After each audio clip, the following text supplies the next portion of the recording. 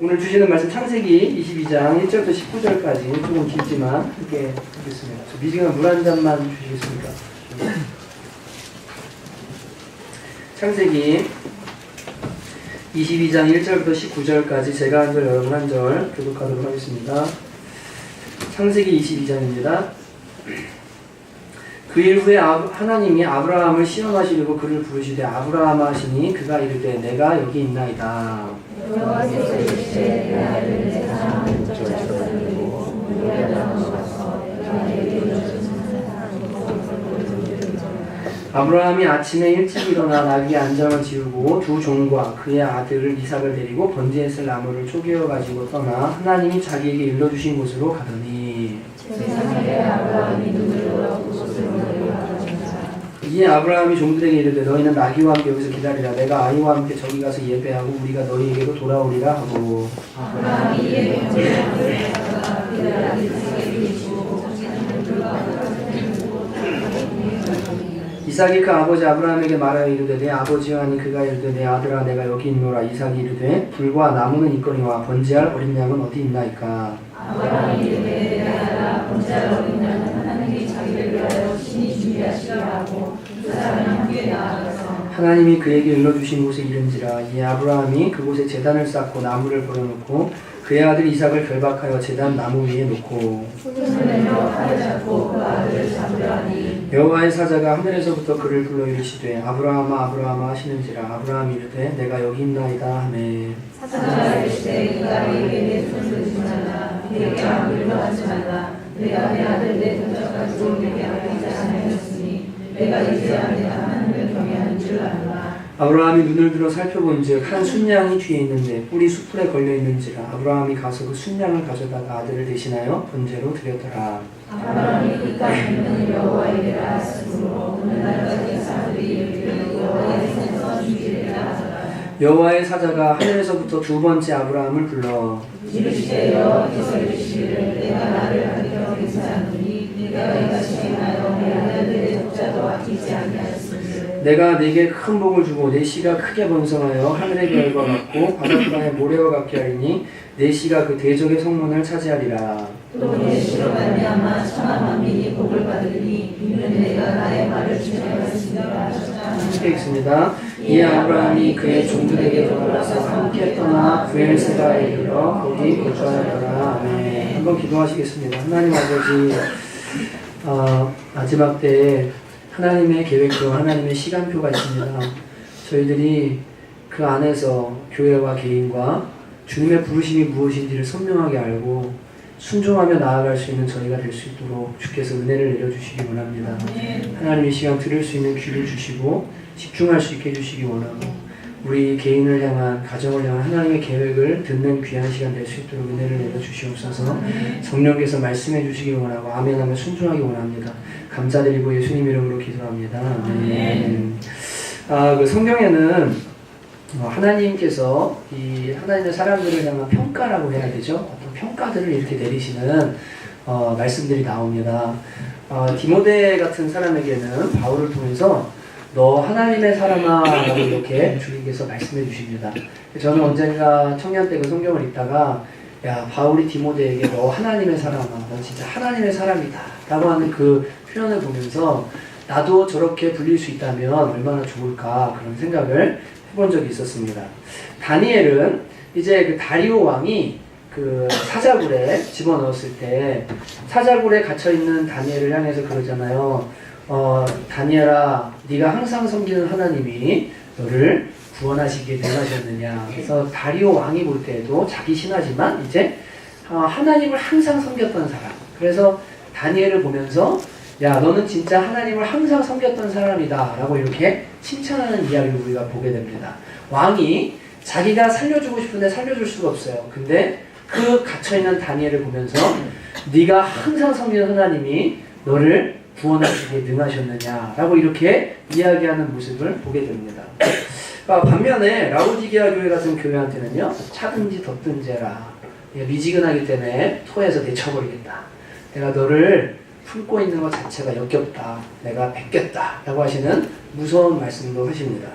또 에서 같은 사람에게는 장자의 축복을 망령되이 여긴 자였으니까 망령된 자라고 이렇게 주님께서 말씀하시죠.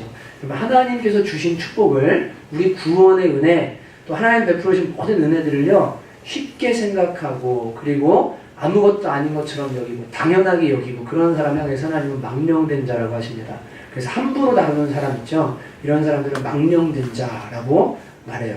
목사도 성도 함부로 다루면 망령된 목사 되는 겁니다.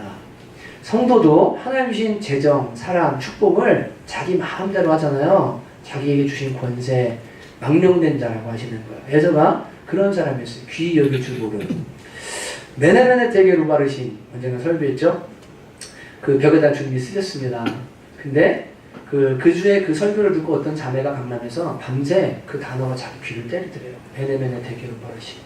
내가 너를 저울에 달았는데 모자라다. 너 이제 끝이다. 너는 왕좌에서 내려와라.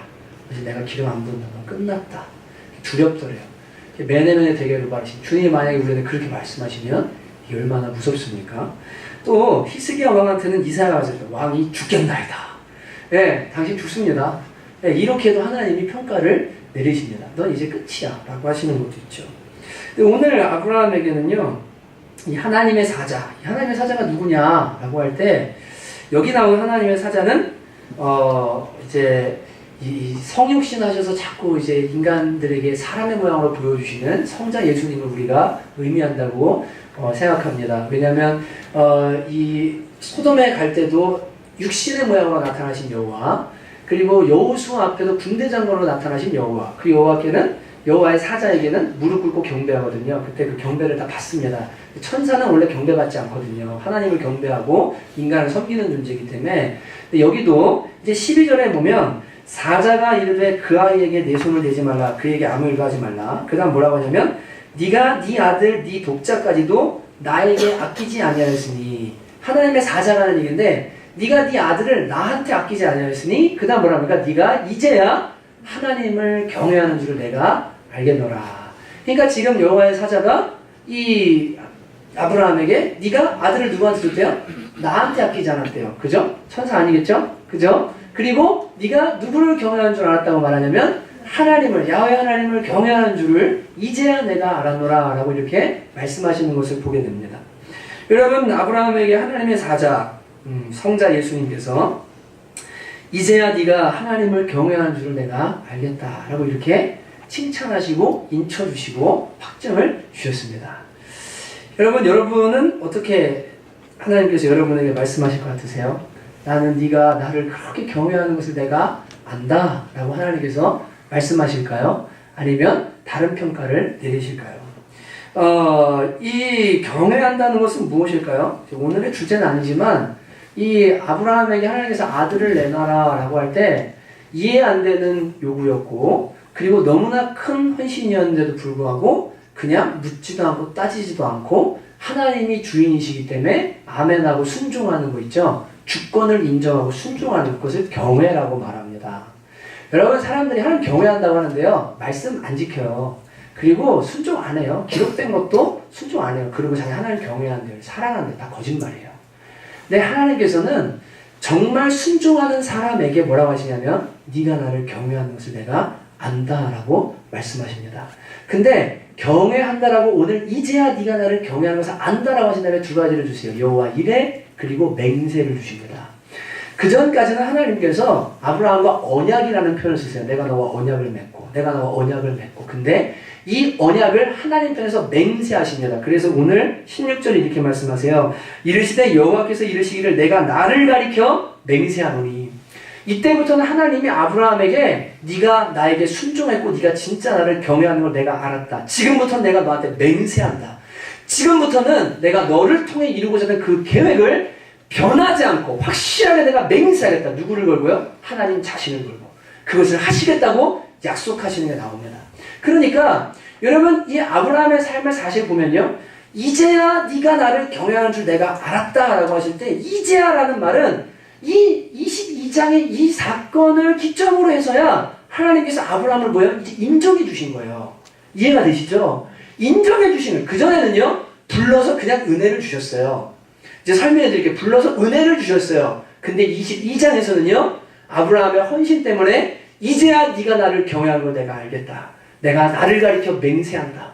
여호와의 손에서 준비하는 여호와 이레가 무엇인지 이제부터 너는 경험하게 될 것이다 라고 하시는 이 두 가지 약속이 아브라함의 삶에 주어지는 역사가 나타나게 되는 겁니다. 여러분, 왜 이제야 네가 나를 경외하는 줄 알았노라 라고 할 때 아브라함이 그러면 그전에는 하나님을 경외하지 않는 겁니까? 예. 여러분, 그전에 아브라함을 보면요, 하나님을 잘 경외하지 않는 사람이라는 걸 알게 됩니다. 아, 목사님 지금 이상한 얘기하는 거 아니에요? 아니요, 그렇지 않습니다. 12장에 하나님께서 아브라함을 부르실 때 본토 친척 아비집을 떠나라고 하는데 친척도 떠나라고 했거든요. 근데 롯을 데리고 떠나요. 의지할 자를 데리고 떠나요. 다 순종하지 않아요. 그리고 본토 친척 완전히 떠나는 거 아닙니다. 아브라함이요, 반절짜리 순종을 합니다. 반절짜리 순종을 해요. 그리고 여러분, 가는 길에 하나님이 불러서 함께 하겠다고 약속하셨는데 두 번이나 똑같은 거짓말을 하죠. 어떤 일을 해요? 애굽에서도 자기 아내를 누이라고 거짓말합니다. 왜요? 살아야 되겠으니까. 죽일까봐, 자기 아내를 뺏어갈까봐, 그리고 자기를 죽일까봐 자기 아내를 누이라고 거짓말하는데 한 번 살려주셨어요. 근데 똑같이 또 반복해서 두 번 거짓말합니다. 그리고 여러분과 제가 잘 아는 유명한 사건은 뭡니까? 이스마엘을 낳죠. 그죠? 하갈을 통해서, 여종을 통해서 하나님이 아들을 주겠다고 약속해 주셨는데 100세의 아들을 주실 건데 기다리는 게 너무 힘든 거예요. 75세부터. 그래서 못 기다려서 하갈이라는 여종을 통해 아들을 낳아요. 그게 이스마엘이고 이란과 이라크의 조상입니다. 지금 중동에 이 불씨의 씨앗을 당기는 사람이 아브라함이에요. 근데 여러분, 이 불순종 때문에 어떤 일이 일어나요? 나중에 아이가 커요. 하갈이 자기 여주인인 사라를 무시해요. 가정 분란이 일어나요. 내쫓아요. 다시 들어와요. 애가 태어나요. 그 다음에 이삭 나중에 태어나는데 막 얘 핍박해요. 막 이런 일들이 이 아브라함과 사라의 잘못된 판단 때문에 일어나게 되는 거예요. 여러분, 17장에 보면 이런 일도 있습니다. 하나님 나타나서 이렇게 말씀하십니다. 야, 내가 100세에 너한테 아들을 주겠다. 그렇게 말씀하세요. 왜 그러냐면 이스마엘 낳고 13년 동안 주님이 침묵하십니다. 침묵하고 있다 99세 때 딱 나타나셔서 명년에 너에게 아들이 있을 거다라고 말씀하셨는데 그때 아브라함과 사라의 반응이 어떠냐면요. 나중에 읽어보세요. 웃습니다. 비웃습니다. 하나님이 아브라함에게 내가 너한테 아들 줄 거야. 근데요. 하나님, 이스마엘이나 주님 앞에 잘 살기 원합니다. 무슨 말도 안 되는 얘기를 그걸 어떻게 하셨다고 이러는 거예요. 이 사라도 장막문 뒤에 듣다 뭐 하냐면 에휴, 하나님 진짜 이상한 얘기 하시네. 어떻게 100세, 자기는 90세인데 어떻게 애를 낳을까? 이러면서 하나님을 비웃습니다. 하나님께서 사라가 웃었다라고 하니까 안 웃었는데요. 안 웃었는데요. 여러분, 성경에 나오는 인물들이요. 믿음이 대단하다고 생각하시면 큰일입니다. 모든 건요. 다 하나님 은혜예요. 전부 하나님 은혜예요. 여러분과 저도 이만큼 괜찮은 믿음의 사람이 되어 있고 하나님의 은혜 가운데 살고 있고 무언가 이뤘다면 하나님 나라에서 다 하나님 은혜예요. 그거는 우리가 잘나서가 아니고 하나님이 계획이 있어서 하나님이 뜻이 있어서 오죽하면 나 같은 거를 붙들어다가 사용하시는 거지 전부 하나님 은혜예요. 아브라함의 22장 전까지의 모든 삶을 보면요. 야, 이 사람 진짜 어떻게 하나님의 부르심과 은혜를 받았는데 이렇게 살까? 라고 할 수밖에 없는 부끄러운 모습이 자꾸만 보이게 됩니다. 여기 어떤 분들은 100살에 아이를 낳는다 그러면 저도 못 믿겠는데요 라고 하는 분이 있을지 모르겠어요. 근데 인도에 람지트라는 분이 있어요. 람지트 제가 이름 불러드릴게요. 람지트 라그하부. 여러분 이분이 올해 100살인데요. 아들을 낳았습니다. 25번째 애를 낳았어요. 25번째. 94살 때도 94세 때도 하나 낳았어요. 96세 때도 하나 낳았어요. 그리고 4년 지난 100세 때 올해 또 25번째 아이를 낳았어요. 부인은 나이가 60이 넘었습니다. 가능합니다. 인간적으로도 가능합니다. 그러니 여러분 하나님은 가능하십니까? 안 가능하십니까? 하나님은 전능하시기 때문에요. 더 가능하십니다. 근데 아브라함 때요. 그때는 더 오래 살았거든요. 근데 이 아브라함이 하나님이 자식 난다고 그러니까 비웃는 거예요. 하나님 비웃는 거예요. 이게 아브라함의 믿음의 모습이었어요. 여러분 근데 이제 오늘 이 사건 이후에 그래서 여러분 이제 이 얘기 해야 되는데 아브라함이 하나님께로 부름받아서 이제 주님의 인도하심 받아 그래도 살아가요. 근데 하나님이 뭐라고 이렇게 말씀해요. 아브라함이 하나님을 믿으니 그것을 그의 의로 여기셨더라라고 말씀하십니다.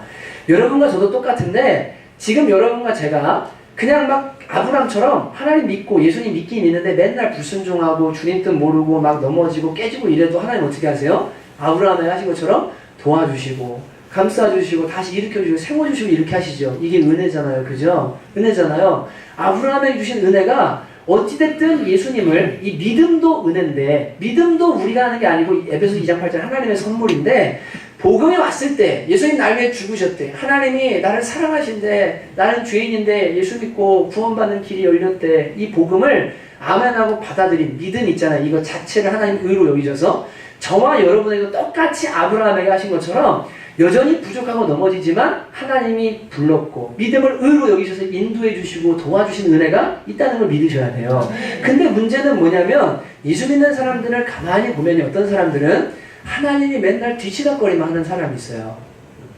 은혜 위에 은혜가 아니고요. 은혜로 계속 그 사람의 부족과 죄와 약함과 넘어짐을 하나님이 그냥 간신히 구원받고 그 정도 삶을 유지할 수밖에 없게 그냥 이렇게 붙들어 주시는 수준의 사람이 있고, 어떤 사람들은 이 22장을 넘어서서 하나님께서 맹세를 하시는 거예요. 맹세.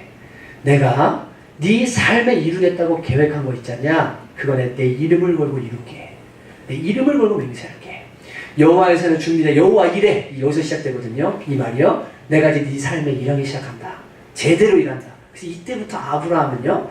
이삭은, 잘 들으세요. 이삭은 이 부모의 순종에 동의해서 같이 번제단 위에 올라감으로 인해서 아무 성경에 이삭에 대한 기사가 잘 나오질 않습니다. 맞죠? 농사지면 100배가 잘 되고요. 그냥 하나님 안에서 되어져요. 그리고 이 가문, 아브라함의 가문을 통해서 메시아가 오신 이스라엘 나라를 이루는 이 일이 아브라함의 22장의 이 약속에서 인쳐져서 지금까지 역사 끝까지 뭐 하냐면 아브라함의 가문을 통해서 이스라엘이 이루어지고 메시아가 오셨고 그 다시 오실 예수님 이스라엘을 회복하시고 이 일들이 아브라함의 22장 이 사건을 통해서 일어나게 되는 거예요. 무슨 말인지 이해가 되시죠? 아브라함이 그냥 살아갈 수 있어요. 여기 여전히 죄짓듯. 근데 이 순간에 순종 안 하잖아요. 이 순간에 헌신 안 하잖아요. 그러면 그냥 그런 사람으로 남아요. 근데 22장의 이 사건 때문에, 이 헌신 때문에 하나님이 내가 네 이름을 걸고 내가 맹세할게. 지금부터 네 삶에 이제 이 약속은 변하지 않아. 라고 하는 엄청난 사건이 이때부터 일어나는 겁니다. 여러분,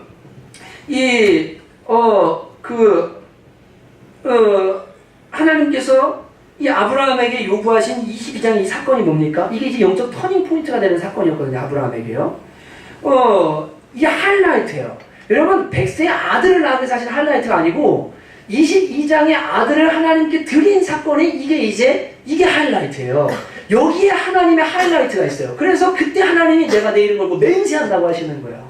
그러니까 여러분 이렇게 잘 생각하셔야 되는데요. 어떤 사람들 보면요. 기도해요. 뭐 사업을 위해 기도해요. 직장을 위해 기도해요. 뭐에 기도해요. 그래가지고 딱 응답 받았어요. 와 사업, 와 직장, 와 결혼, 와 사람.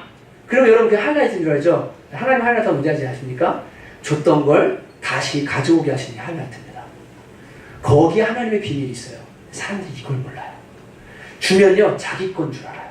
주면은 자기가 이거 가지고 행복하게 살고 자기가 행복하게 뭐 해야 되는 줄 알아요. 근데 하나님은 그렇지 않아요.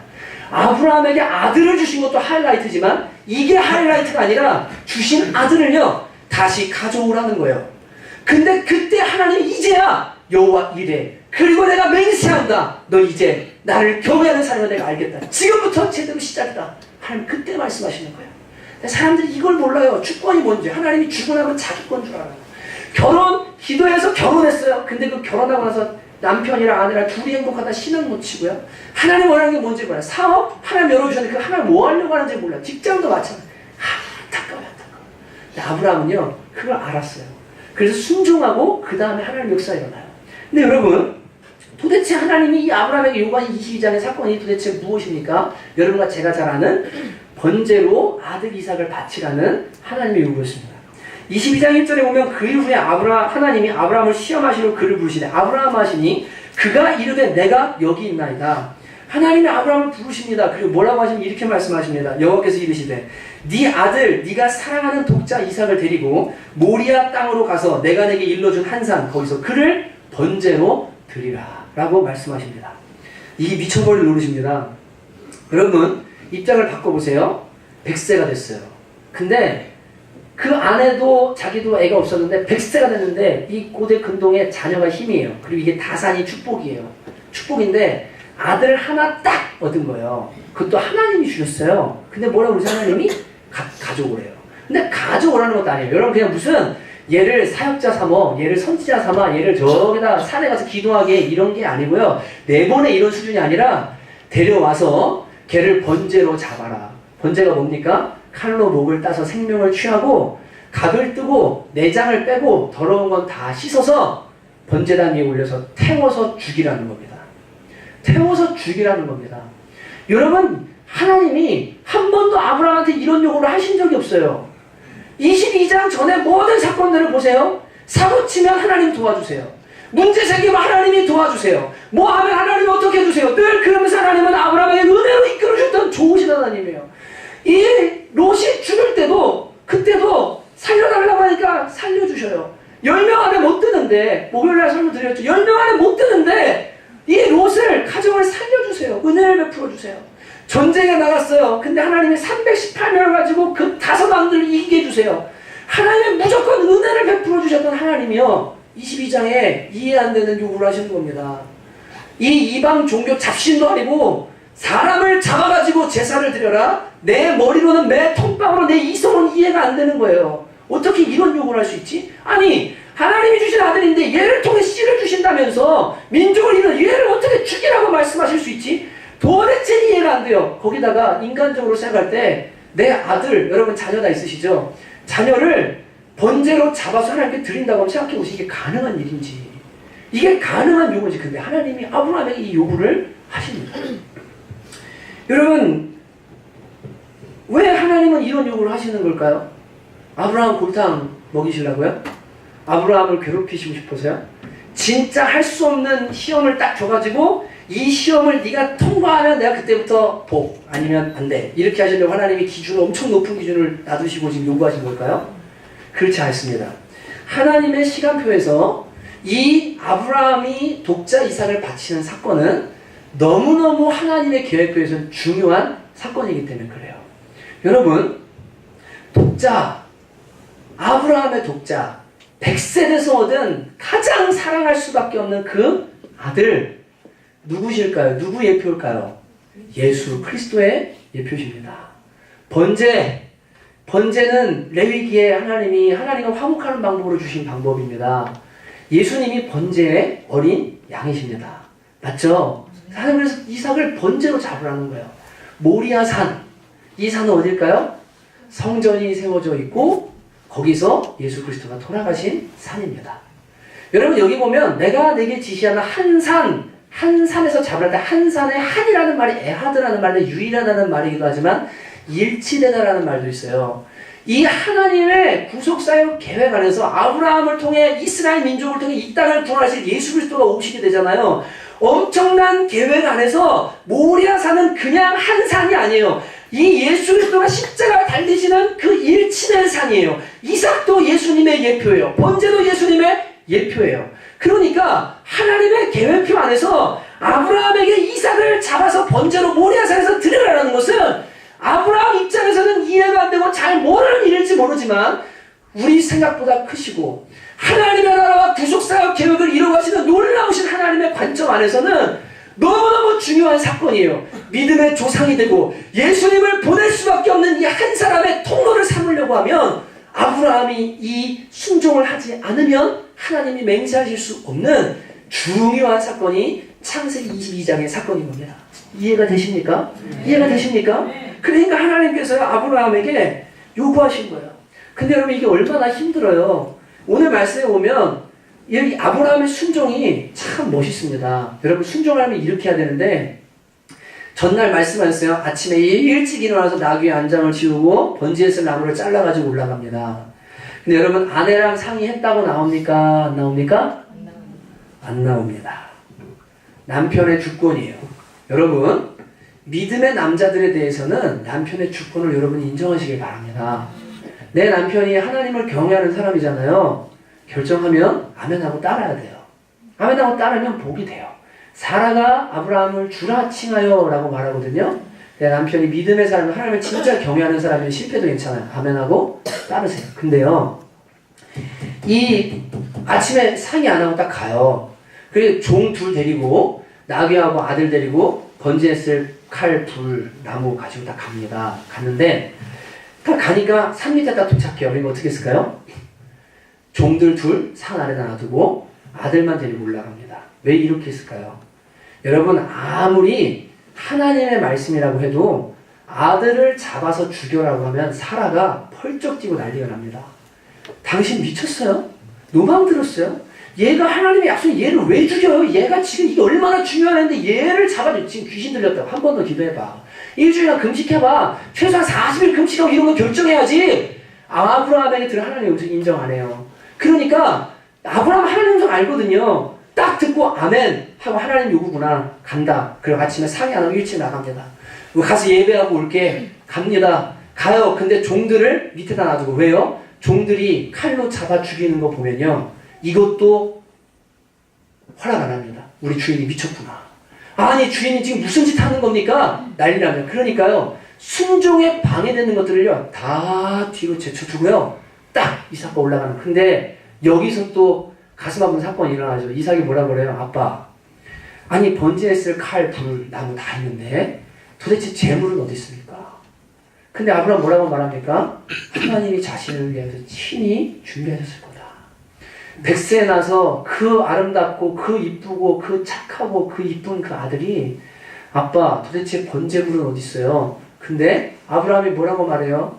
네가 번제물이야 라고 말 못하잖아요. 그러니까 하나님이 친히 준비하실 거야. 하나님이 알아서 하실 거야. 그러면서 이 마음의 슬픔을 꼭 참고 순종하려고 산을 올라가는 이 아브라함의 순종 참 아름답죠. 여러분,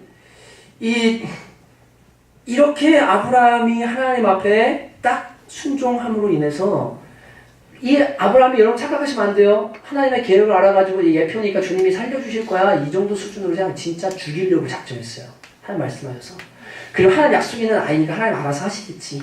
그리고는 우선 죽이라고 했으니까 순종하려고 가서요. 칼로 어떻게 했습니까? 찌르려고가 아니고 찌르는 순간 그 순간 주님께서 스탑 아브라함아! 아브라함하고 말리신 거예요. 야, 네가 이렇게 이 독자 아들 하나밖에 없는 아들 이삭이라도 나에게 아끼지 않았으니 네가 이제 나를 경외하면서 하나님 경외하는 걸 내가 알겠다. 그리고 순양을 준비해 놓으신 순양을 가지고 제사 지내게 하시고 그 다음 내가 너에게 맹세한다고 두 번째 약속을 주시는 게 오늘 나온 이야기입니다. 여러분, 아브라함은요, 잘 보세요. 이 예수님 오시는 메시아 예수님 구약은 다 예표거든요. 그래서 구속사적인 관점으로 보면 모든 사건들 속에 예수 그리스도를 예표하는 사건들이 있어요. 다 그렇게 보면 안 됩니다. 근데 예수님을 예표하는 사건인데 자신은 모르는 채로 뭐 했냐면 지금 하나님의 시간표에서 믿음의 조상으로 부름받아서 순종하고 아멘하고 따라가서 아들 바치는 제사를 드리는 이게 나중에 일어날 예수 그리스도가 십자가에 못 박히실 사건인 거를 아브라함은 이때는 몰랐습니다. 그냥 아멘하고 뭐 한 겁니까? 순종한 거예요. 근데 그게 나중에 보니까 와, 주님이 하나님이 이거 하시려고 하신 거구나. 그걸 아브라함은 아마 천국에서 알게 됐을 거예요. 여러분, 아브라함은 잘 모르는 채로도 하나님이 이끌어주시고 인도해주세요. 아들을 주셨어요. 그래서 바치라고 하니까 주권을 인정하고 아멘하고 순종했어요. 근데 여러분과 저는 오실 메시아를 섬기는 수준이 아니고 여러분과 저의 죄를 위해서 이 땅에 십자가를 지고 여러분과 저의 형벌을 대신 받으려고 오신 예수 그리스도, 오신 메시아를 섬기는 사람들입니다. 아멘이십니까? 그리고 그분이 저와 여러분을 십자가에서 자신의 생명을 주고 나를 대속해서 건져주셨는데 그 주님이 다시 오셔요. 근데 오시는데 그냥 오시는 게 아니라 잘 그분을 섬긴 그분의 교회, 그분의 나라를 섬긴 자들에게 상급을 가지고 오십니다. 영원한 상급을 가지고 오시겠다고 약속해 주셨어요. 그러니까 여러분과 저는 이제는 그림자 속에서 아브라함처럼 하나님이 불러요. 말씀하세요. 그리고 인도해 주세요. 아들을 주세요. 하나님 감사하신 하나님. 야, 내가 주인이야. 내가 너의 신이야. 그러니까 이제 어떻게 하냐면 네 아들 바쳐. 라고 해서 바칠 수 있는 수준으로 하나님을 아는 게 아니라 그 예수님이 이때는 예표였는데 나를 위해서 십자가에서 죽으셨다는 것을 확실하게 온 영혼으로 알 수 있게 된 사람들이 그 아는 사람들이에요. 생명값으로 나를 사셨다는 것을 영으로 아는 사람들이에요. 여러분, 그리고 그분이 다시 오실 것을 아는 사람들이에요. 그러니 아브라함이 한 헌신보다, 아브라함이 드린 순종보다 더한 순종과 더한 헌신을 드려야 되는 게 마땅한 겁니다. 마땅한 거예요. 여러분 어떻게 생각하세요? 맞지 않습니까? 내가 진짜 주님이 날 위해 십자가를 지었어요. 그리고 그분이 다시 오세요. 근데 그냥 오는 게 아니라 상급을 가지고 오세요. 그 주님을 내가 알아요. 근데 그분이 하나님의 시간표에서 내가 너에게 요구하는 바가 있다라고 할 때 순종하지 않는다는 것은요, 참 안타까운 일입니다. 믿음의 양심상도 안타깝고, 그리고 하나님의 계획표 안에서 22장을 거쳐 아브라함처럼 하나님의 맹세와 약속이 있고 부흥심이 있는 삶을 살아내야 되는데, 거기서 멈추는 사람들을 너무나 많이 보는, 그게 뭐냐면 구원받아서 부끄러운 구원 받고 그냥 대충 신앙생활하다 천국만 가는 사람들이에요. 이제 어저께 제가 하나님의 시간표라는 걸 말씀드릴게요. 지금은 마지막 때거든요. 진짜 여러분, 제가 무슨 이렇게 막 겁주고 뭐 이상한 교리에 빠져가지고 그러지 않고, 제 아내가 알고 저를 아는 사람들, 저희 사역자들이지만, 저는 어떤 이슈가 있거나 교계의 이슈가 있으면 그걸 다각도로 다 보고 성경 비춰본 다음에 성경이 말하면 오케이, 아니면 노, 이렇게 합니다. 그러니까 제가 언제가 말씀드렸죠. 저기다가 헌금함을 놔두는 이유가 뭐라고요? 여기서 헌금 안 읽는 이유가 뭐라고 그랬어요? 예수님이 성전을 보면서 욕하셨죠? 막 그러니까 화 있다고 막 그러셨죠. 이 지옥갈 새끼들이라고 그러셨어요. 왜 그러셨을까요? 왜 그렇게 분노했을까요? 그 헌금함에다가 이 사람들이 쇠로 만들거든요. 그래서 뭐 하냐면 나팔관을 달아요. 동전이었잖아요. 당시에는 화폐가. 동전 많이 넣고 큰 돈 넣으면요, 땡그랑 소리가 크게 나게 해서 부자들이 헌금하면 헌금 잘한다고 사람들이 칭찬받게 만들어놨습니다. 그럼 이 앞에서 헌금 얼마 있다고 읽는 거 있잖아요. 이거는 주님이 화 있다고 얘기하는, 목사가 나팔이 돼서 그 짓 하는 거예요. 누가 헌금이 무슨 상관이에요? 하는 거 하면 되죠. 맞아요, 안 맞아요? 맞아요, 안 맞아요? 쓰레기 짓거리 하는 겁니다. 제가 진짜로 죄송한데 그분들의 중심 욕하는 게 아니고요. 이건요, 성경을 몰라서 하는 일이에요. 그 헌금 집어넣을 때 나팔 땡그랑하는 소리 내는 거를 목사가 옆에 대신해 주는 거야. 누구 얼마 이걸 하는 거라니까요. 이게 얼마나 부끄럽고 창피한지를 모르니까 그래요. 여러분, 제가 교회를 그리고 이 목회하면서 신학적인 모든 걸 하나하나 성경의 조명을 받아서 이게 기면하고 아니면 안 하고 그렇게 해오면서 목회를 지금 하고 있으니까 이렇게 느리지, 세상적인 방법으로 하면요, 여러분 금방 부흥하는 방법들이 있어요. 그 마지막 때라고 할 때 제가 무슨 어디 유행 가지고서 이렇게 와가지고 이게 지금 트렌드라 교회 이렇게 얘기하는 거 아닙니다. 성경을 보고 또 보고, 왜냐면 신학 공부하고 계속 성경 매일 봐오니까 이게 진짜인가? 정말인가? 내가 오신 성령님이 진짜 그렇게 말씀하시나? 감동하시나? 진짜 마지막 때 정말 가까이 왔어요. 진짜 가까이 왔어요. 근데 여러분, 이때 하나님이 각자와 교회를 향한 어떤 계획이 있으세요. 그게 무슨 엄청나게 크게 쓰임받고 아니고 이런 걸 떠나가지고, 원래 하나님 나라는 이렇게 뭐 대단한 사람, 대단한 일 하는 이런 거 아니에요. 그냥 아브라함처럼 이름 없었던 중동의 한 사람이 하나님께 부름받아가지고 아멘하고 순종하고 막 가다 보면 아내 바치려니까 모리아산에 일어난 일 아무도 몰라요. 번제 사건. 아내도 몰라요, 지금. 그 사건 한 번 딱 순종했는데 이 사건을 통해서 하나님 나라가 이루어지기 시작하는 거예요. 하나님 나라는 그렇게 작은 사람의 어떤 순종, 어떤 헌신, 근데 그 헌신이 쉽지 않아요. 어려워요. 포기해야 되고 매우 마음 아픈 헌신일 수 있어요. 그러나 그 헌신을 통해서 하나님의 나라가 이루어지고 거대한 물줄기가 이루어지는 거예요. 그게 하나님 나라예요. 그래서 이 마지막 때에 하나님께서 각 곳에서, 각 처소에서 주님을 경외하고 주님을 진짜 사랑하는 사람들, 그런 사람들, 작은 사람들, 이름 없는 사람 같은 한 사람 한 사람도 지금 하나님 어떤 그림들을 그려가고 계세요. 근데 이 그림들 속에 저와 여러분이 있고, 그 안에서 저와 여러분이 아멘하고 성령님께 하나님께 순종하며 나아갈 때 마지막에 보면요, 마치 아브라함이 모리아산에 산 일이 똑같이 예수님이 십자가에서 돌아가신 세상의 구원을 위해서 확정된 것처럼, 한 가문의 일이 아니라 온 세상의 일이 된 것처럼, 내가 했던 그 헌신, 내가 했던 그 일이 나중에 하나님 나라에 가서 보면, 와, 이게 엄청난 일이었구나, 하나님의 계획표 안에 대단한 일이었구나, 그것을 발견하게 된다는 거예요. 여러분, 어저께 제가 우리 박 전사님이랑 거기 갔다 왔어요. 민현이 민현이가 아니고 가수 민혜경 씨. 죄송합니다. 민현이 전도사님인데, 민혜경 씨의 오빠인 백성기 목사님이라고 있습니다. 인터넷 검색해보세요. 그러면 할렐루야 골프단 단장님이세요. 근데 이분이 고아들을 데려다가 프로 골퍼를 만들었어요. 근데 여러분, 프로 골퍼 만드는데 비용이 얼마 든다고 하는지 아세요? 한 명? 5억. 와. 15명을 프로 골퍼를 만드셨어요. 그리고 이분이 아무튼 하나님 마약 중독 막 이런 거 엄청 이러다 주님 만나가지고 나중에 한번 모실 거거든요. 간증을 하려고. 재밌어요. 근데 진짜 주님 사랑하세요. 자연 속에서. 근데 그 당시는 매니저가 다 이게 주먹이었잖아요. 그래갖고 자기 동생을 자기가 매니지먼트 하면서 이제 그렇게 우리나라 1호 매니저로 그런 활동을 하셨던 분이에요. 지금도 영향력이 대단합니다.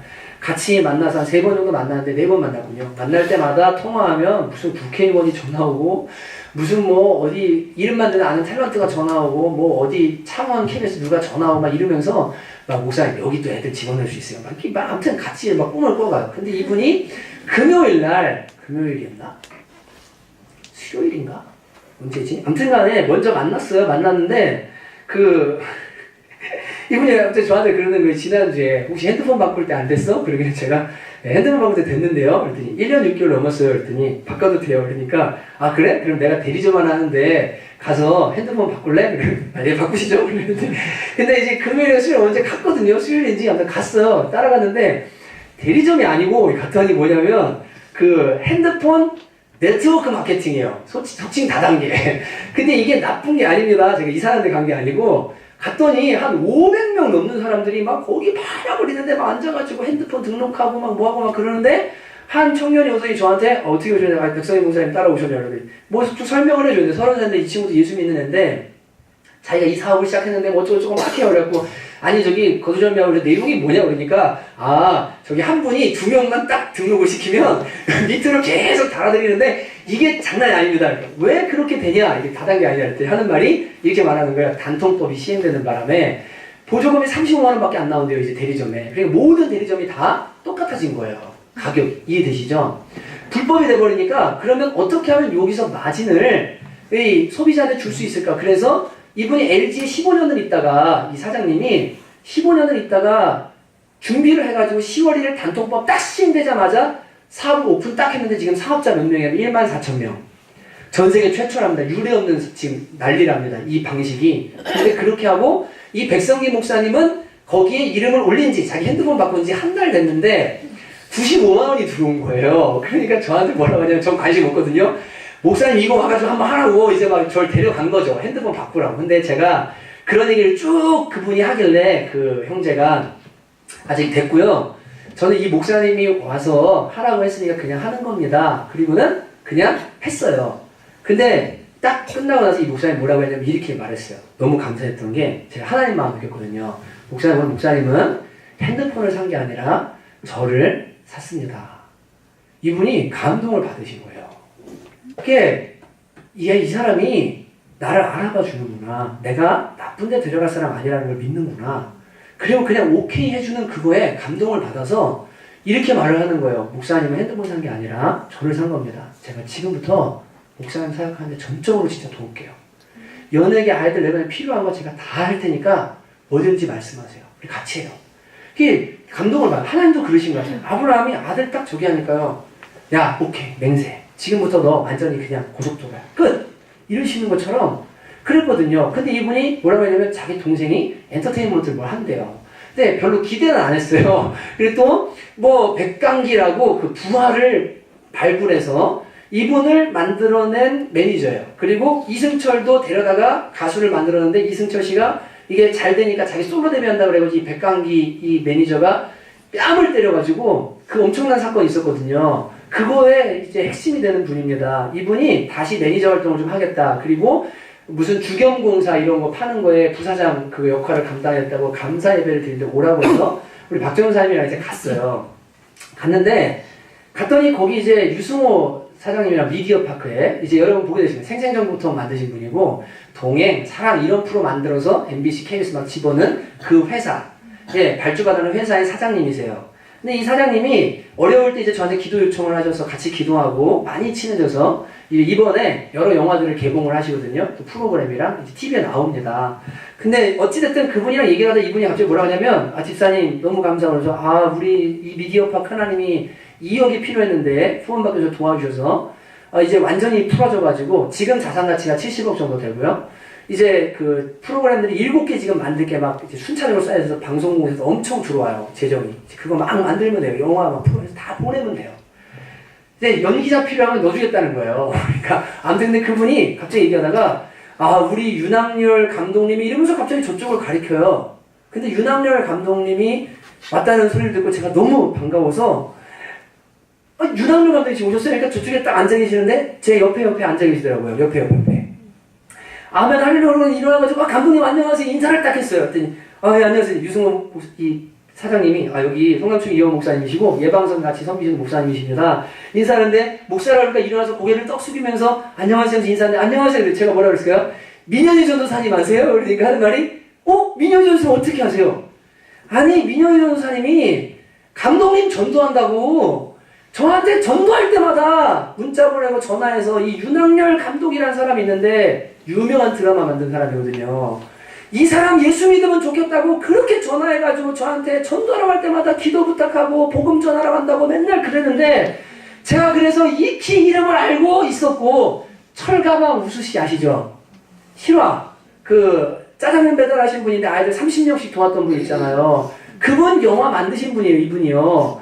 이분을 전도하려고 아무튼간에 막 해서 예수님을 믿게 됐거든요. 민효 선생님 아세요? 그러니까 민효 선생님 안다고. 아니 그 누님처럼 지냈는데 2월달부터 우리 교회 오시거든요. 근데 그분이 감독님 전도하려고 그렇게 노력했는데 얼마나 감사했는지 모른다고 예수님 믿다는 얘기 듣고 그랬더니 이분이요 계속 그러세요.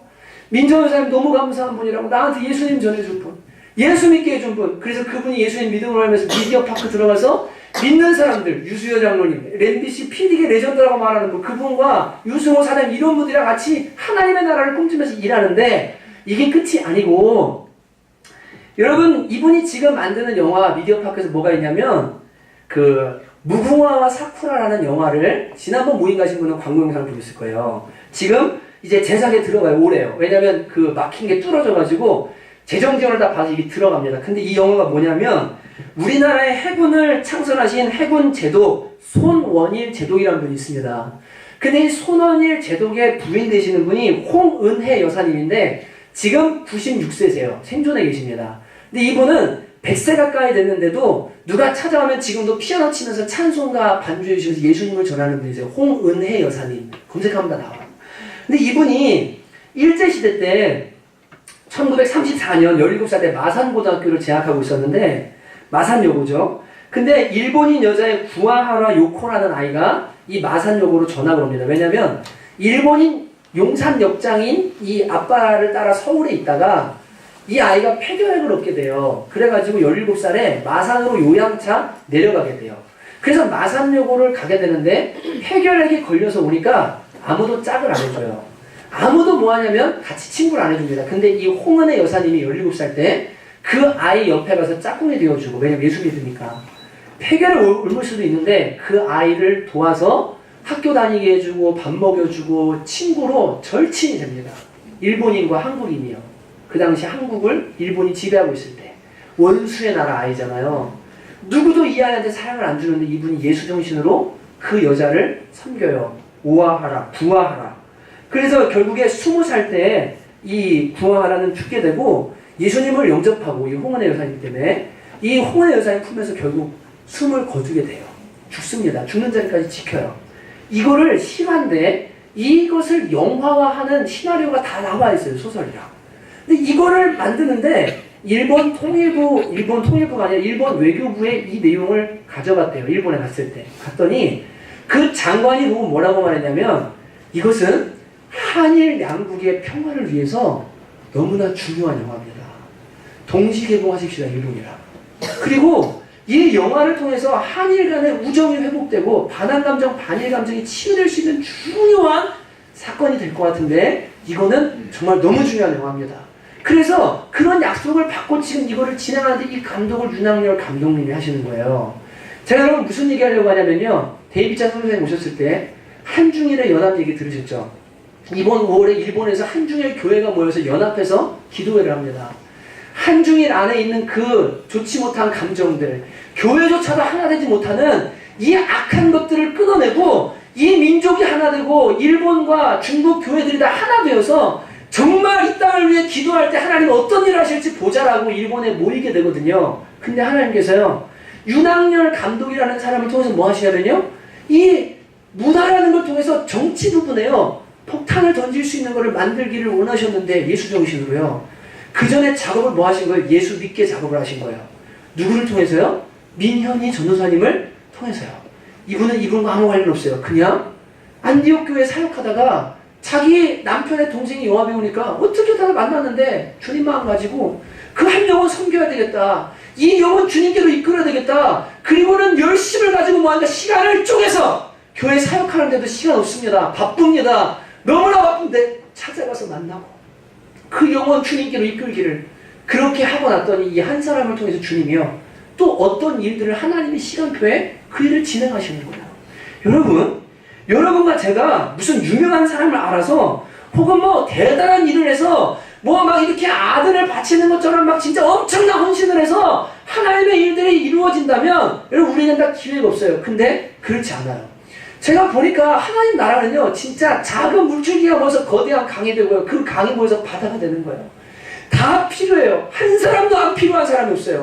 여러분 그렇기 때문에 중요한 건 뭡니까? 여러분과 제가 이 마지막 때에 아브라함에게 요구하신 하나님의 순종처럼 헌신처럼 내 머리로는 잘 이해가 안 돼요. 왜 내가 이 일을 해야 되는지도 모를 수도 있어요. 왜 이게 진짜 하나님 뜻이 맞는지 안 맞는지 헷갈릴 수도 있어요. 근데 나에게 주신 주님의 소명과 말씀이 분명해요. 그러면 그거 붙들고 걸어가잖아요. 순종하잖아요. 대가 지불하잖아요. 그러면 시간이 지나면 하나님이요. 와, 내가 그때 잘했구나. 내가 그때 그 결정이 터닝 포인트였구나. 하나님의 맹세가 있는 약속이었구나. 그것을 그때 발견하게 되는 거예요. 여러분 문화사요. 저도 미쳤다고 욕먹으면서 옆에 우려를 막 부식시키면서 한 교회 목회하기도 바쁜데 거기를 왜 가야 되느냐고 이러면서 여러분 제가 가고 싶겠습니까? 여기서 가려면 버스 탈 때 있죠. 지하철 탈 때 있죠. 차 끌고 가면 주차비 나오죠.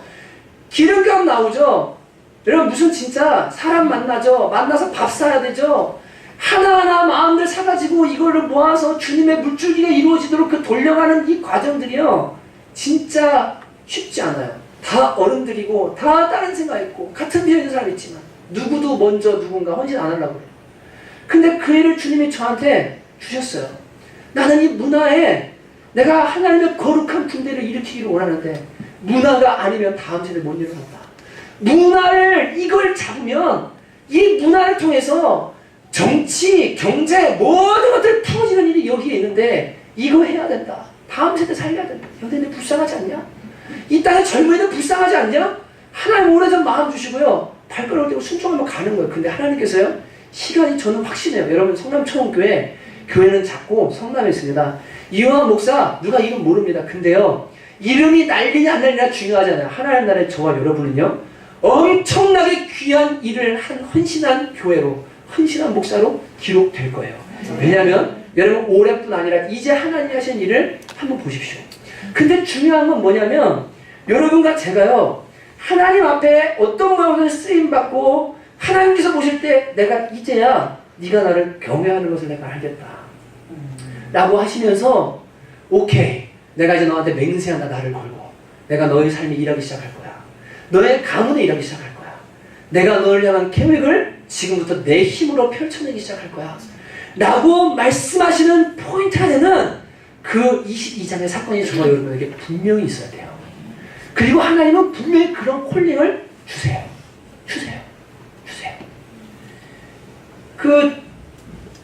이제 어떤 분에게는요 이사를 요청하는 분도 있을지도 몰라요. 제가 그냥 하는 말이에요. 저는 교회 중심으로 뭐 알아서 살아라 이런 얘기 원래 안 하는 사람인데 예를 얘기하는 겁니다. 아 내가 이게 지금 교회 주는 가야 되겠다. 그래 우리 애들 살겠다. 아니면 어떻게 해야 되겠다. 결단을 딱 하고요. 주님 부르심이 맞다면 근데 순종을 딱 했어요. 100가지 부리죠. 쉽지 않습니다. 근데 그때부터 하나님이 오케이 너 나 진짜 경외하는구나. 너 내가 우선이구나. 내가 지금부터 네 삶을 일하는 건 봐라. 이런 일이요 일어납니다. 진짜 일어나요. 어떤 사람에게는 너 귀중한 옥합 준비해 놓은 거 있지. 너 지금 내 사역에 필요한데 너 한번 깨뜨릴래? 근데 하나님께 딱 깨뜨리는 순간 있잖아요. 그 여자처럼 복음이 전해지는 곳마다 이 여자 이름이 있을 거다라고 하신 것처럼 오케이 네가 나를 경외하는 걸 내가 이제야 알겠다. 지금부터 시작이다. 주님 그렇게 하시는 22장의 사건이요. 누군가에게 여러 다양한 모양으로 부르심이 있습니다. 근데 그때 그걸 잡아야 돼요. 아멘하고 오늘 아브라함 보셨잖아요. 어떤 대가 치러도 순종하는 거예요. 내 생각과 달라도 괜찮아요. 하나님 말씀하셨으니까. 그분이 주인이니까. 그분은 날 푸른 초장을 인해서 좋은 분이지 망하게 하는 분 아니니까 아멘하고 순종해보는 거예요. 근데 여러분 이 타이밍이 언제예요? 잡아 죽이려는 순간 있잖아요. 끝났다 할 때요. 끝났다. 하나님은 그래서 내가 생각한 타이밍에 요 정도 하면 주님이 그 다음 뭐 하시겠지. 이 정도에 생각하실 게 아니라 다 쏟아붓고 나서 이제 주님 다 했습니다. 저 갑니다. 눈물 흘리면서 찌르는 순간에 주님이요. 스탑! 네가 이제 너 경외하는 거 내가 진짜 알았다. 내가 지금부터 일할게. 지금부터 한번 보자. 이게 하나님이 하시는 방식이더라고요. 근데 사람들이요. 다 계산을 봐요. 요만큼까지만. 그리고 요 정도까지만. 그러니까 맨날 하나님이랑 거래하는 신앙생활 수준에서 은혜가 은혜되고 폭발을 못하고 계속 그 수준에서 머물러 가는 거예요. 머물러 가는 거예요. 이것을 벗어나야 됩니다. 벗어나야 됩니다. 여러분 어저께 기사에 났는데 사우디의 왕자 압둘 누구죠? 압둘라. 고맙습니다. 역시 아시네요. 압둘라. 고맙습니다. 압둘라. 재산이 얼마게요? 18억. 네, 18억. 18억 정확하게 170억 달러고 18조 4천억 원이 이 사람 재산이 18조 4천억 원. 18조 4천억 원의 재산이에요. 여러분 돌아가셨어요. 어제. 근데 어디 묻혔게요? 공동묘지에 묻혔는데 왜냐면 이 와이즘이라고 하는 와이즘 맞나? 네, 예, 와하비즘이라고 말하는 이슬람 근본주의자들은 무덤이 화려한 걸 죄악으로 칩니다. 그러니까 화려한 무덤도 못 꾸미고 18조 7천억 원, 4천억 원 이상을 가진 이 사람이 그 공동묘지에 묻혔는데 어떻게 묻혔냐면 흰천 하나 두르고요. 그냥 한 평 땅떼기 안에다가 딱 묻은 다음에 이슬람과 유대의 무덤 어떻게 되는데 분봉도 안 해요. 이거 봉봉이라고 안 해요. 이거 안 하고 평지에다가 자갈만 깔아가지고 이게 무덤이라고 표시해놓고 그냥 묻혔어요. 왕자예요. 재산 엄청나요. 10년 동안 사우디아라비아를 통치했던 사람이에요. 근데 무덤에 딱 들어갔어요. 한 평에 흰천 하나 두르고. 여러분 인생 뭐 있는 줄 아십니까? 죄송하지만 지난주 말씀드린 주님 오시면 그냥 끝이고요. 여러분이 계획하고 여러분이 막 생각하는 인생 있잖아요. 그대로 사라지면 다행인데 그대로 사는 사람도 숫자가 적어요. 안전을 찾아서 계속 다니고 내가 내 성벽을 쌓고 나름대로 이렇게 살면 안전할 거야. 노후 준비가 될 거여서 다 해도 그렇게 해도 안전하게 내가 계획한 대로 사는 사람들이 많지가 않아요. 그리고 죽으면 다 놓고 그냥 무덤 한 평에 들어가서 썩어 없어지는 게 인생이에요. 여러분 하나님은 예수 믿는 사람들을 그렇게 살다가 그렇게 죽으라고 부르신 게 아닙니다.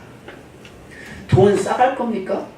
여러분이 무언가 가지고 있는 거 혹은 여러분의 재능 여러분 모든 거 다 이거 막 여러분이 사용하다가 여러분 여기서 그렇게 잘 살고 잘 먹다가 행복하게 살다가 갈 것 같으세요? 주님께서 그렇게 예수 믿는 사람을 부른 게 아니고요. 하나님의 부르심을 받아서요. 와 하나님의 계획표 시간표 안에서 주님이 나를 향한 계획이 뭘까? 그것이 크든 작든 상관없어요. 매일 순종하면서 한 걸음 한 걸음 가다가 어느 날 창세기 22장의 사건이 내 삶에 일어나요. 그리고 나는 몰랐지만 주님께 순종하고 아멘 했는데 하나님이 그때부터 내 삶 속에 일하시는 것을 내 삶 속에 내가 하나님의 계획이 들어가 있구나. 하나님 일하시는 걸 발견하게 되는 역사가 나타나게 되는 거예요. 그런 삶을 여러분이 진짜 사셔야 돼요. 사셔야 돼요. 무슨 교회 와서 제가 맨날 기도하세요. 뭐 새벽이면 이런 얘기 안 하잖아요. 매일 주님 음성 듣고 주님께 순종하고 그 헌신이 작든 크든 아멘하고 나가기 시작하는 순종. 이 아브라함의 순종. 그러다 보면 어느 날 주님이 큰 순종을 요구하시는데 그것도 아멘하고 순종하면 그때부터 어떤 사건이 일어나기 시작해요. 여러분 제가 유명한 선교사 다 얘기 드릴게요. 대입자 선교사님 27살에 사업 큰 거 하고 있다가 30억 가지고 하나님이 책 써라. 예? 책 썼죠, 그죠? 책 썼어요. 책 썼습니다. 책 써서 너 이제 사업 접고 나랑 사역하자. 그리고 그냥 다 내려놓고 뭐합니까? 오케이. 하나님 나라의 돌진. 최하진 선교사님 만방 학교 세우신 분. 스탠퍼드에서 박사학위 받고 교수로 채용되는데 가가지고 그렇게 말했대요. 저 죄송한데 중국 선교사로 갈 겁니다. 미쳤냐? 아유 크레이지 그러더라고요. 나 미쳤다고 예수님한테. 그리고는 아멘하고 순종하고요. 중국으로 거는 15일만 하나님 땅을 주시고요. 여러분 그 만방학교 한번 가보세요. 1000명 아이들이 거기 제가 가보진 않았지만 저는 소식을 많이 들었거든요. 옛날부터. 그 1000명의 아이들이 거기 학교에 있으면 지금요 국제학교. 근데 그 깃발을 꽂은 땅이 어떻게 되는지 아십니까? 250만 명이 들어와서 사는 대학 특구가 됐습니다. 대학 특구. 이 학교 때문에요. 이 학교가 세워지는 것 때문에 주변에 중국이 한국에서 와서 학교를 세워? 그래? 그럼 거기다가 우리 대학 짓자. 그래가지고 엄청난 대학들이 들어와서 250만 명이 거기서 자리하고 있는 그런 학교를 만들어요. 여러분, 하나님께서 일하실 때요, 내 계산 다 하고 내가 챙길 거 다 챙긴 다음에 하나님 그럼 좀 일해보세요. 좀 이렇게 일 안 해요. 하나님은요, 나도 올인하고 던져요. 하나님도 올인하고 던지세요. 맹세. 그래서 그 유명하거나 하나님이 사용하시고 기름 부은 어떤 사역자들의 삶에 보면 항상 그 포인트가 있어요. 성도들도 마찬가지예요. 그것이 엄마의 헌신이나 아빠의 헌신은 상관없어요. 포인트가 딱 일어나고 나면요. 그때부터요. 하나님께서요. 아, 내가 네 삶에 내가 받았다. 이제 일할게. 주님이 일하세요.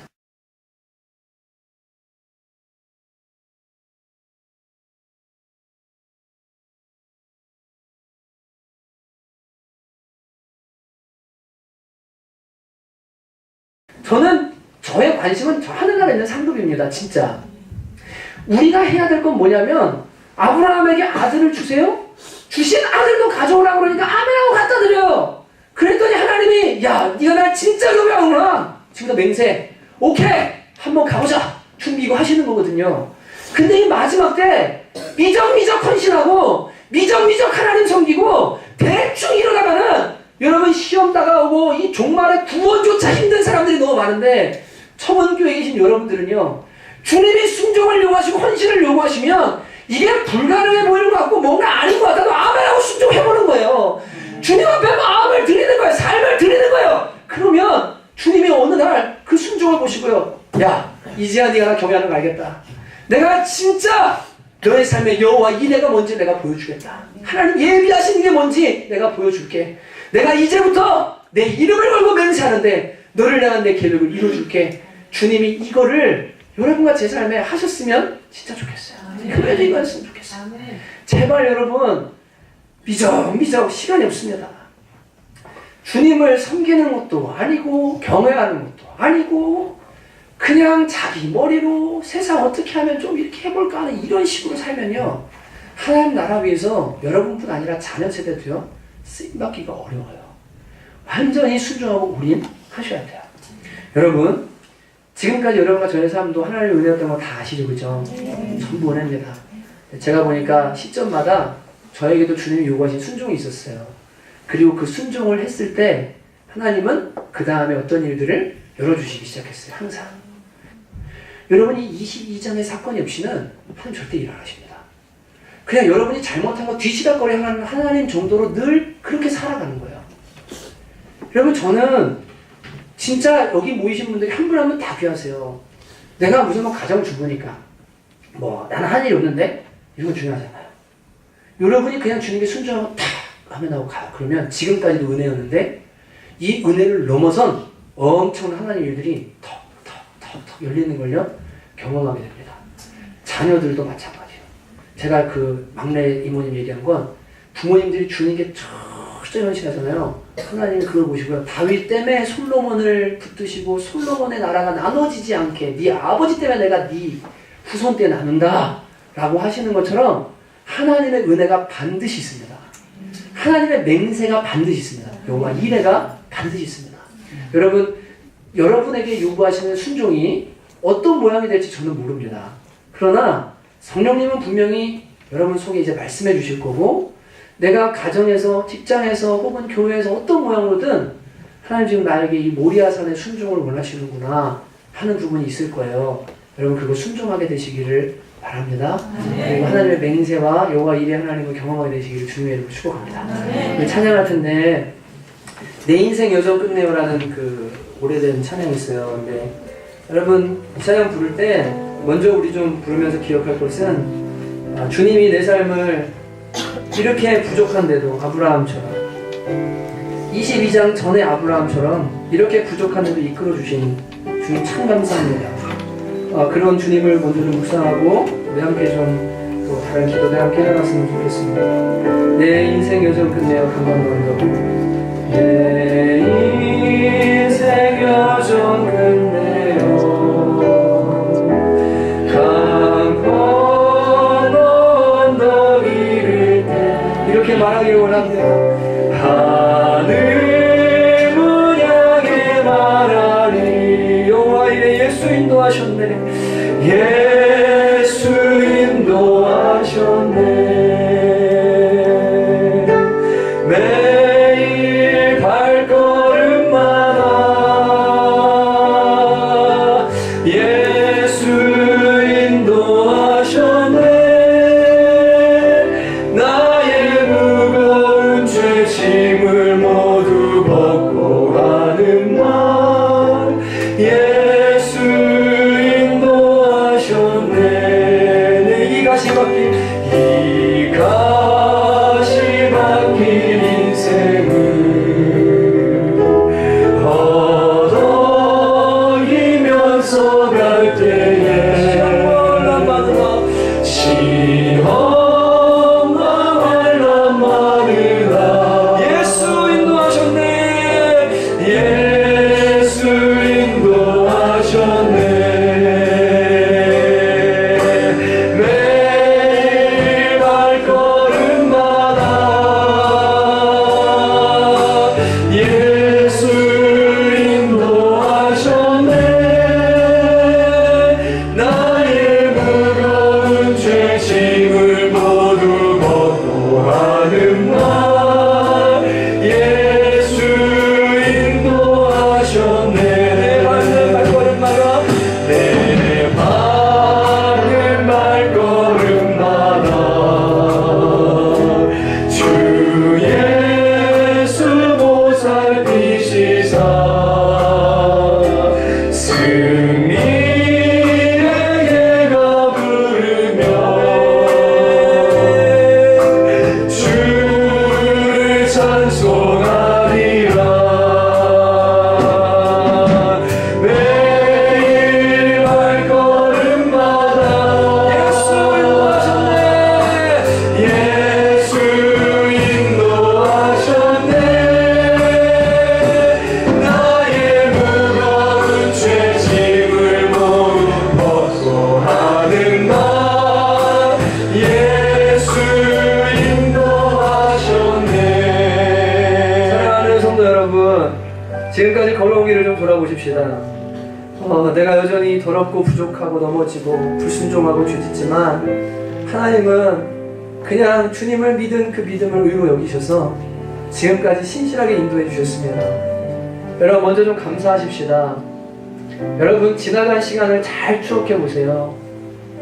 하나님이 무조건적인 사랑, 은혜, 참아주심 이런 거 아니었으면 다 망하고 다 죽고 다 쓰러질 수밖에 없는 우리들이었습니다. 주님이 은혜로 인도해 주셨습니다. 주님 감사합니다. 저 잘나서 어떤 일이었던 거 아니라 아브라함처럼 나에게도 하나님의 시간표와 계획 속에 주님이 하고 싶은 일이 있어서 지금까지 붙들어 주시고 인도해 주신 걸 제가 믿습니다. 주님 정말 감사합니다라고 먼저 좀 함께 기도하기 원합니다. 기도하십시다. 하나님 아버지 지난 삶이 쉽지 않았고 어렵고 하나님 고난도 있었지만 그 하나님 우리의 죄와 연약함으로 말미암아서 넘어지고 깨어지고 실패했던 삶들이 있지만 주님께서는 신실하게 지금까지 이끌어 주셨습니다. 살게 해주셨고 하나님 지금까지 모든 것을 이끌어 주신 그 은혜가 있음을 주님 저희가 믿습니다. 아버지 하나님 주님 감사합니다. 하나님 이것이 하나님의 계획 때문에 있는 은혜요 하나님께서 하고자 하는 하나님의 계획 하나님의 시간표에 따른 은혜인데 저희가 내 것이라 생각하고 하나님 나의 능력이라 생각하고 또 아버지는 내 거라고 내가 모든 마음을 있다면 다 하늘에 놓을 수 있도록 은혜를 내려주시기를 간절히 원합니다. 주님 모든 게 은혜입니다. 주님 은혜 때문에 지금까지 왔습니다. 주여 이제 더욱더 주님 앞에 은혜가 은혜되기를 원하고 순종함으로 말미암아 아버지와 이 창세기 22장의 사건이 우리의 삶에도 일어나게 되기를 간절히 원합니다. 오 하나님 아버지 기름 부어주셔서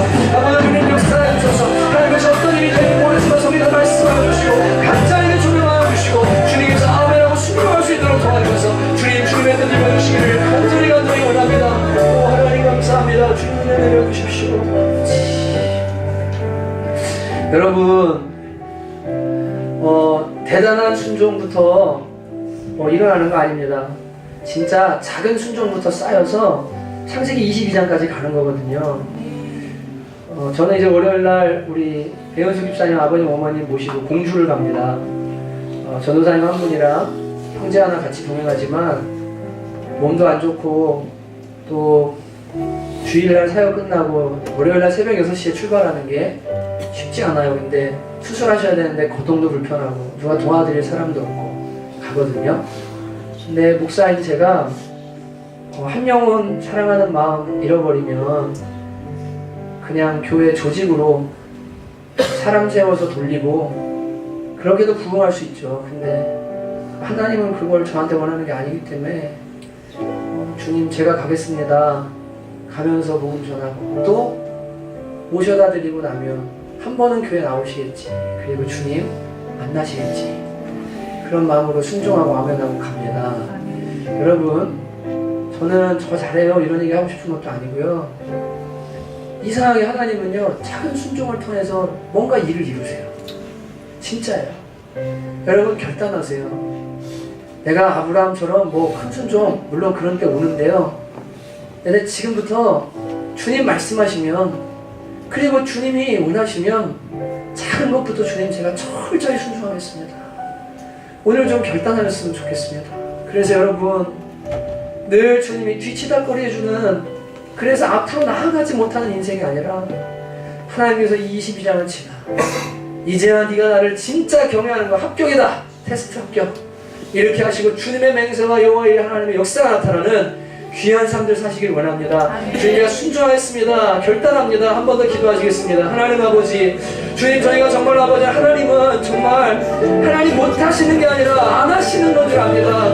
우리가 순종하고 우리가 주의 음성을 듣고 우리가 아버지 주님 앞에 삶을 드리고 지나가면 주께서는 우리를 통해 하고자 하나님의 계획과 시간이 있는데 아버지 우리가 주저하며 불순종하며 아버지 한시간이 아니라 아버지 주의 시간 필요합니다. 아버지 저희를 불쌍히 여겨 주시옵소서. 하나님을 불쌍히 여겨 주시옵소서.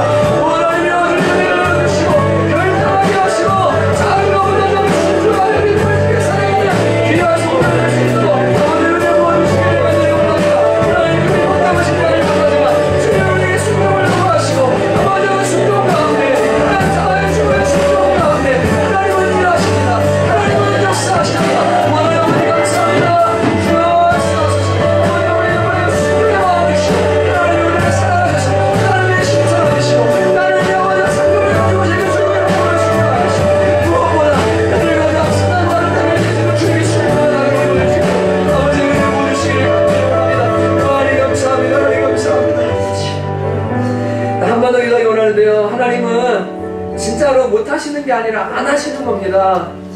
여러분과 제가 순종하지 않기 때문에 그리고 헌신하지 않기 때문에 주님이 하고 싶은 게 있는데 안 하시는 거예요. 여러분 진짜 자신을 드리고 온전하게 순종하기로 결정하고 나가면요 불가능이 없습니다. 하나님은 하십니다. 하나님의 계획과 주님의 시간표 안에 나를 향한 놀라운 계획들을 이루어주십니다.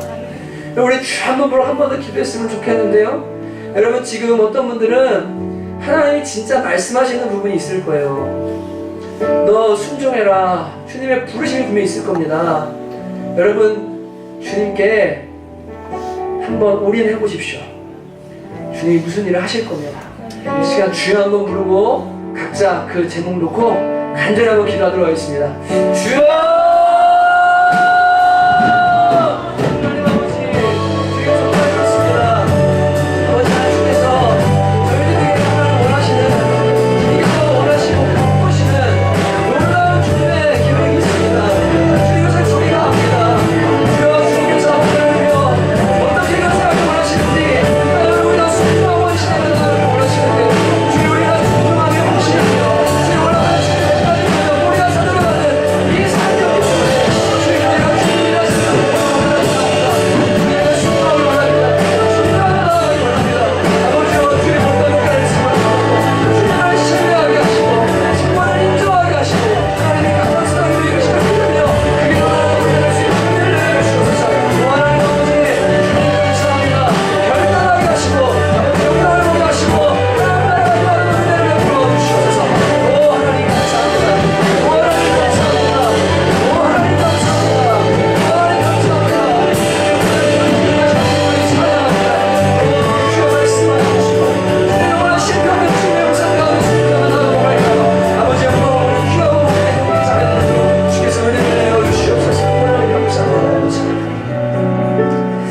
하나님 아버지, 아브라함은 오실 주님을 보지 못했는데도 그 좋으신 하나님을 알고 신뢰하며 순종하며 자신의 아들까지 바치는 헌신을 마다하지 않았습니다.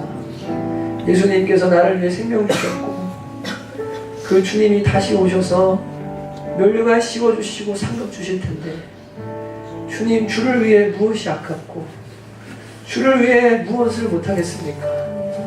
주여, 주님이 내 인생의 진정한 주인이시고 또 하나님이 내 인생의 전부이심을 온전히 고백하며 주께서 부르실 때 순종함으로 나아가는 귀한 청교회 될 수 있도록 은혜를 내려 주옵소서. 아멘. 우리는 능력이 없지만 순종에는 능력이 있는 줄로 압니다.